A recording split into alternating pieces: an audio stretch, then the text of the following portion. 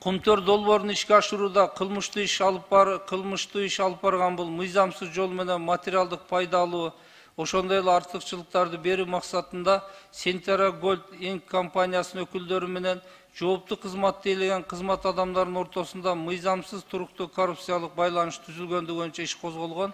Ал боюнча тергөөнүн алкагында жогорку кызматтар дейлеген, алардын ичинде Акаев, Бакиев, 6 премьер-министр, 3 депутат, ошондой эле бардыгы 27 адамга карата кылмыш иши козголгон.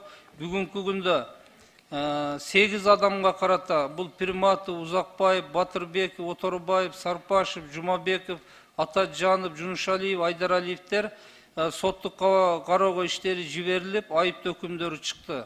Ал эми өлкө аймагынан сырткары жүргөн 7 адамга карата бул Бакиев, Максим Бакиев, Елисеев, Төрө Мырзаев, Белковская, Курманалиев, Жиембековторго карата бул соттук кароого жиберилген иш баягы өздөрү сыртынан кароо боюнча. Ал эми калган адамдар боюнча тергөө аракеттери уланууда.